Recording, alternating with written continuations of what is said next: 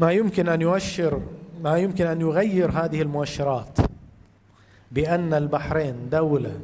معادية للديمقراطية، رافضة للديمقراطية، معادية للحرية،